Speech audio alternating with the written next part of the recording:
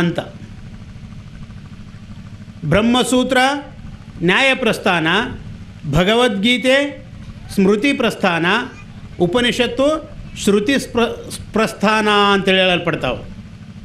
ಈ ಪ್ರಸ್ಥಾನತ್ರಯಗಳಲ್ಲಿ ಒಂದಾಗಿರುವ ಉಪನಿಷತ್ತಿನ ಒಂದು ಮಂತ್ರ, ಮುಂಡಕ ಉಪನಿಷತ್ತಿನ ಒಂದು ಮಂತ್ರ, ಪ್ರಣವೋಧನು ಶರೋಹ್ಯಾತ್ಮ ಬ್ರಹ್ಮತಲ್ಲಕ್ಷ ಮುಚ್ಚತೆ ಅಪ್ರಮತ್ತೇನ ವೇದ್ದವ್ಯಂ ಶರವತ್ತನ್ಮಯೋ ಭವೇತ್ ಅಂತಕ್ಕಂಥ ಒಂದು ಮಂತ್ರ. ಇಲ್ಲಿ ಪ್ರಣವೋಧನು ನೀವೆಲ್ಲ ನೋಡಿದ್ದೀರಿ. ಯಾರಾದರೂ ಬೇಟೆ ಆಡಲಿಕ್ಕೆ ಹೋದ್ರಂದ್ರೆ ಅವ್ರೇನು ಮಾಡ್ತಾರೆ? ಬಿಲ್ಲು ಬಾಣವನ್ನು ತೆಗೆದುಕೊಂಡು ಹೋಗ್ತಿರ್ತಾರೆ. ಬಿಲ್ಲು ಬಾಣವನ್ನು ತೆಗೆದುಕೊಂಡು ಹೋಗಿ ಅವ್ರು ಏನು ಮಾಡ್ತಾರೆ? ಬಿಲ್ಲೇನಿರ್ತೈತಲ್ಲ ಆ ಬಿಲ್ಲಿಗೆ ಬಾಣವನ್ನು ಹೂಡ್ತಾರೆ. ಬಾಣವನ್ನು ಎಲ್ಲಿ ಹೂಡ್ತಾರೆ? ಬಿಲ್ಲಿಗೆ ಹಚ್ಚಿರ್ತಾರೆ ಬಾಣನ. ಆ ಬಾಣ ಅಂತಕ್ಕಂಥದ್ದು ಮುಂದೆ ಹೋಗಲಿಕ್ಕೆ, ಗುರಿ ಮುಟ್ಟಲಿಕ್ಕೆ ಕಾರಣ ಏನು? ಅದು ಬಿಲ್ಲ. ಅದನ್ನು ಯಾವ ರೀತಿಯಾಗಿ ಏಕಾಗ್ರ ಚಿತ್ತದಿಂದ ತನ್ಮಯನಾಗಿ ಆ ಲಕ್ಷ್ಯಕ್ಕೆ ಅವನು ಬಾಣವನ್ನು ಬಿಡ್ತಿದ್ದಾನೋ ಆ ರೀತಿ ಇಲ್ಲಿ ಪ್ರಣವೋಧನು. ಪ್ರಣವ ಅಂದರೆ ಓಂಕಾರ. ಇದು ಓಂಕಾರ ಅಂತಕ್ಕಂಥದ್ದು. ಇದು ಧನು ಅಂದರೆ ಧನುಷ್ ಇದೆ ಅಂತ ಹೇಳ್ತಾ ಇದ್ದಾರೆ. ಶರೋಹ್ಯಾತ್ಮ, ಬಾಣ ಯಾವುದು? ಶರ ಅಂದರೆ ಬಾಣ. ಬಾಣ ಯಾವುದು ಅಂದರೆ ಆತ್ಮ, ಜೀವಾತ್ಮ ಅಂತ ಇಟ್ಕೋರಿ. ಇಲ್ಲಿ ಬಾಣ ಯಾವುದು? ಆತ್ಮ. ಪ್ರಣವೋಧನು ಶರೋಯಾತ್ಮ ಬ್ರಹ್ಮ ತಲ್ಲಕ್ಷ ಮುಚ್ಚತೆ. ಬಾಣ ಎಲ್ಲಿಗೆ ಬಿಡೋದೈತಪ್ಪ? ಎಲ್ಲಿ ಹೋಗಿ ಮುಟ್ಟಬೇಕಾದ್ರು ತನ್ನ ಗುರಿ? ಬ್ರಹ್ಮ. ಬ್ರಹ್ಮ ತಲ್ಲಕ್ಷ ಮುಚ್ಚತೆ. ಅದರ ಲಕ್ಷ್ಯ ಯಾವುದಂದರೆ ಬ್ರಹ್ಮ. ಆಮೇಲೆ ಅಪ್ರಮತ್ತೇನ ವೇದ್ದವ್ಯಂ, ಆ ಗುರಿ ಮುಟ್ಟಬೇಕಂದ್ರೆ ನಮ್ಮ ಬಾಣ ಅಂದ್ರೆ ನಾವು ಯಾವ ರೀತಿಯಾಗಿ ಆ ಕಡೆ ಈ ಕಡೆ ಎತ್ತರ ನೋಡ್ಕೊತ ಬಿಟ್ಟರೆ ಅಲ್ಲಿ ಹೋಗಿ ಗುರಿ ಮುಟ್ತದೇನದು? ಇಲ್ಲ. ಅಪ್ರಮತ್ತೇನ, ಭಾಳ ಎಚ್ಚರಿಕೆಯಿಂದ ಗುರಿ ಇಟ್ಟು ಹೊಡಿಬೇಕು. ನೀವೆಲ್ಲ ನೋಡಿದ್ದೀರಿ ಮಹಾಭಾರತದಲ್ಲಿ ಅರ್ಜುನ ಅಲ್ಲಿ ಸ್ವಯಂವರ ದ್ರೌಪದಿಯನ್ನು ಸ್ವಯಂವರಕ್ಕಿಟ್ಟಂಥ ಸಮಯದಲ್ಲಿ ಆ ಮೀನು ಅಂತಕ್ಕಂಥದ್ದು ತಿರುಗ್ತಿರ್ತದೆ ಮ್ಯಾಲೆ. ಅದನ್ನು ಕೆಳಗೆ ನೀರಿನಲ್ಲಿ ಅದರ ಒಂದು ಪ್ರತಿಬಿಂಬವನ್ನು ನೋಡಿ ಮ್ಯಾಲೆ ಹೊಡಿಬೇಕಂತ. ನೀವು ಸೀದಾ ಅದು ಎಲ್ಲಿ ಗುರಿ ಐತೆ ಅದನ್ನು ನೋಡಿ ಹೊಡೆಯೋದ್ರೆ ತಪ್ಪುತ್ತಿರ್ತದೆ. ಅವನು ಕೆಳಗೆ ನೋಡಿ ಮ್ಯಾಲೆ ಬಾಣ ಬಿಟ್ರೂ ಕೂಡ ಅವನು ಲಕ್ಷ್ಯವನ್ನು ಭೇದಿಸಿದ.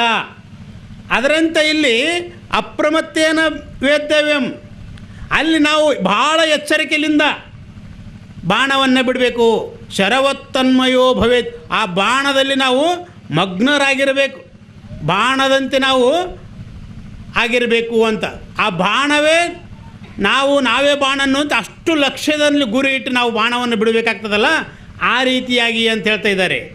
ಇಲ್ಲಿ ಓಂಕಾರ ಅಂತಕ್ಕಂಥದ್ದು ಪರಮಾತ್ಮನ ಪ್ರಿಯ ನಾಮ ಅಂತ ಕೂಡ ಹೇಳ್ತಾ ಇದ್ದಾರೆ. ಈಗ ನೋಡ್ರಿ, ನೀವು ಪುಣ್ಯ ಕಾರ್ಯಗಳನ್ನು ಮಾಡುವಾಗ ದೇವರ ನಾಮಾವಳಿಗಳನ್ನು ಹೇಳ್ತಾ ಇದ್ದಾರೆ. ಪ್ರತಿಯೊಂದು ನಾಮಾವಳಿಗಳಲ್ಲಿ ಓಂ ಅಂತ ಅಂದೇ ಮುಂದಿನ ನಾಮವನ್ನು ಹೇಳ್ತಿದ್ದಾರೆ. ಓಂ ಸಿದ್ಧಾರೂಢಾಯ ನಮಃ,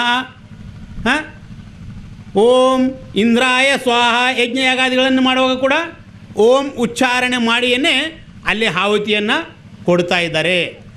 ಈ ಓಂ ಅಂತಕ್ಕಂಥದ್ದು ಪರಮಾತ್ಮನ ಪ್ರಿಯ ನಾಮ ಅಂತ ಕೂಡ ಹೇಳ್ತಾ ಇದ್ದಾರೆ.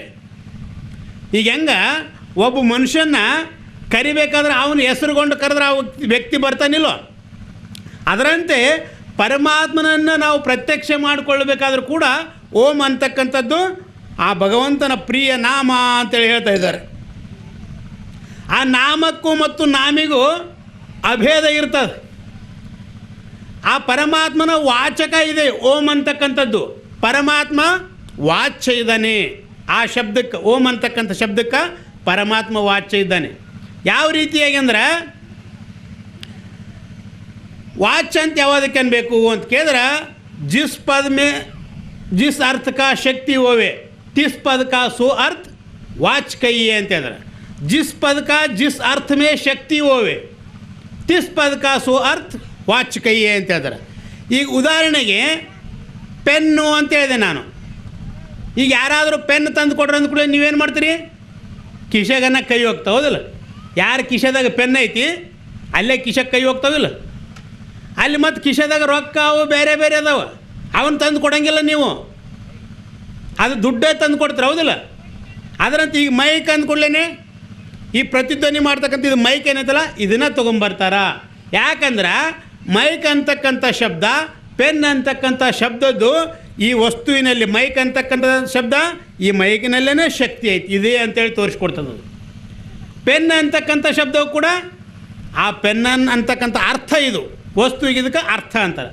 ಅದರಲ್ಲಿ ತೋರಿಸಿಕೊಡ್ತಕ್ಕಂಥ ಯಾಕಂತಂದ್ರೆ ಶಬ್ದದಲ್ಲಿ ಅರ್ಥ ಜ್ಞಾನ ಮಾಡಿ ಕೊಡ್ತಕ್ಕಂಥ ಸಾಮರ್ಥ್ಯ ರೂಪ ಶಕ್ತಿ ಐತಿ. ಒಂದೊಂದರಲ್ಲಿ ಒಂದೊಂದು ಶಕ್ತಿ ಐತ್ರಿ. ಹಾಂ, ಅದು ಶಕ್ತಿಗೆ ಹೋಗೋದು ಬೇಡ ನಾವು ಇಲ್ಲೇ, ಯಾಕಂದ್ರೆ ನಮ್ಮ ವಿಷಯ ಬಿಟ್ಟು ಮತ್ತು ವಿಷಯಾಂತರ ಆಗಬಾರ್ದು. ಅದು ಇಲ್ಲಿ ಓಂ ಅಂತಕ್ಕಂಥದ್ದು ಪರಮಾತ್ಮನ ವಾಚಕ ಐತಿ, ಪರಮಾತ್ಮ ವಾಚ್ಯ ಇದ್ದಾನೆ. ಆದ್ದರಿಂದ ಪ್ರತಿಯೊಂದು ಪುಣ್ಯ ಕಾರ್ಯಗಳನ್ನು ಮಾಡುವಾಗ ನಾವು ಓಂ ಅಂತ ಉಚ್ಚಾರಣೆ ಮಾಡನೇ ಮುಂದೆ ನಾಮವನ್ನು ಹೇಳ್ತಾ ಇದ್ದೀವಿ. ಆದ್ದರಿಂದ ಇಲ್ಲಿ ಪ್ರಣವೋಧನು ಓಂಕಾರ ಅಂತಕ್ಕಂಥದ್ದು ಧನುಷ್ ಐತಿ. ಆ ಜೀವಾತ್ಮನ ಅಂತಕ್ಕಂಥವನು ಎಲ್ಲಿ ಗುರಿ ಮುಟ್ಟಬೇಕಪ್ಪ? ನಾವು ಮುಟ್ಟತಕ್ಕಂಥ ಗಂತವ್ಯ ಸ್ಥಾನ ಯಾವುದು? ಅದಕ್ಕಂದಾಗಿ ನಿಜಗುಣ ಶಿವಗಳು ಹೇಳ್ತಾರೆ, ಮನುಜ ಕುಲ ಜನನದ ಲಾಭವಾವುದು ಆನಾರೆಂದು ತಿಳಿಯುವುದು. ನಾನು ಯಾರು ಅಂತೇಳಿ ತಿಳಿಬೇಕಂತ ಹೇಳಿದಾರಲ್ಲ, ನಾನು ಯಾರಂದ್ರೆ ಆ ಪರಬ್ರಹ್ಮ ಸ್ವರೂಪನೇ ನಾನಿದ್ದೇನೆ ಅಂತೇಳಿ ತಿಳಿದುಕೊಳ್ಳಬೇಕು. ಅದುವೇ ನಮ್ಮ ಗುರಿಯಾಗಿರಬೇಕು. ಪ್ರಣವೋಧನು ಶರೋಹ್ಯಾತ್ಮ ಬ್ರಹ್ಮ ತಲ್ಲಕ್ಷ್ಯ ಮುಚ್ಚತೆ. ನಮ್ಮ ಲಕ್ಷ್ಯ ಏನಂದ್ರೆ ಅದು ಬ್ರಹ್ಮವೇ ಆಗೈತಿ. ಯಾಕಂತಂದ್ರೆ ಇದಕ್ಕೇನಂತಾರ್ರಿ? ಬ್ರಹ್ಮಾಂಡ ಅಂತಾರಿಲ್ಲ, ಬ್ರಹ್ಮಾಂಡ ಅಂತಾರಿಲ್ಲ. ಯಾಕೆ ಬ್ರಹ್ಮಾಂಡ ಅಂತಾರಂದ್ರೆ ಬ್ರಹ್ಮನಿಂದ ಇದು ಹುಟ್ಟಿರೋದ್ರಿಂದ ಇದಕ್ಕೆಲ್ಲ ಬ್ರಹ್ಮಾಂಡ ಅಂತ ಹೇಳ್ತಾ ಇದ್ದಾರೆ. ಆದ್ದರಿಂದ ಇದು ಎಲ್ಲವೂ ತೋರ್ತಕ್ಕಂಥದ್ದೆಲ್ಲವೂ ಕೂಡ ಬ್ರಹ್ಮನೇ ಆಗೈತಿ. ಆದ್ರೆ ನಾವು ಈ ಉಪಾಧಿಯನ್ನು ಕೂಡಿಕೊಂಡು ನಾವೆಲ್ಲ ತಪ್ಪು ತಿಳ್ಕೊಂಡಿದ್ದೀವಿ. ನಾ ದೇಹ, ನಾ ಕರ್ತ, ನಾ ಭೋಕ್ತ ಅಂತೇಳಿ ಹಿಂಗೆಲ್ಲ ತಿಳ್ಕೊಂಡು ನಾವು ಬಂಧನಕ್ಕೆ ಒಳಗಾಗಿವಿ ಅಂತ ಅನ್ನಿಸ್ತೈತಿ ನಮ್ಗೆ. ಆದ್ರೆ ಮುಖ್ಯ ಲಕ್ಷ್ಯ ಏನಂದ್ರೆ ಬ್ರಹ್ಮವೇ ಅದೀವಿ. ನಾವು ಎಲ್ಲಿಂದ ಬಂದೀವಿ ಅಲ್ಲಿಗೆ ಹೋಗ್ಬೇಕ್ರಿ. ಈಗ ನೀವು ಎಲ್ಲಿಂದ ಬಂದಿರಿ? ಎಲ್ಲಿಂದ ಬಂದಿರಿ ಅಂದ್ರೆ ನಾವು ಮನೇಲಿಂದ ಬಂದೀವಿ ಅಂತ ನೀವು ಅಂತೀರಿ. ಮನೇಲಿಂದ ಬಂದಿರ್ತಾರೆ, ಮನೆಗೆ ಎಲ್ಲಿಂದ ಬಂದಿರಿ? ತಾಯಿ ಹೊಟ್ಟೆಗಲಿಂದ ಬಂದಿರಿ. ತಾಯಿ ಹೊಟ್ಟಿಗೆ ಎಲ್ಲಿಂದ ಬಂದಿರಿ? ಆ ಪರಮಾತ್ಮನೇ ಮುಂಜಾನೆ ಹೇಳಿದ್ರಲ್ಲ ಅಪ್ಪರು ಏನಂತ, ಬ್ರಹ್ಮ ಆ ಪರಮಾತ್ಮನೇ ತತ್ಸೃಷ್ಟ ತದೇವಾನುಪ್ರಾವಿಶ್ಯತ್ ಅಂತೇಳಿ ಪರಮಾತ್ಮನೇ ಪ್ರವೇಶ ಆಗಿದ್ದಾನಂತೇಳಿ. ಆದ್ದರಿಂದ ನಾವು ಬ್ರಹ್ಮದಿಂದನೇ ನಾವು ಬಂದಿದ್ದೀವಿ. ನಮ್ಮ ಗುರಿ ಕೂಡ ಬ್ರಹ್ಮವೇ ಆಗಬೇಕು. ಯಾವ ರೀತಿಯಾಗಿ ನದಿ ನೀರೈತಲ್ಲ, ನೀರು ಯಥಾ ನದ್ಯ ಚಂದಮಾನ ಸಮುದ್ರೇ ಅಸ್ತಂಗಚ್ಚಂತಿ ನಾಮರೂಪೇ ವಿಹಾಯ ಹೇಳ್ತಾರಲ್ಲಿ. ಹೆಂಗ ನೀರುಗಳು ಹರಿತೈತಲ್ಲ, ನೀರು ಹರಿತೈತಿ, ನದಿಗಳು ಹರಿತಾ ಇದ್ದಾವೆ.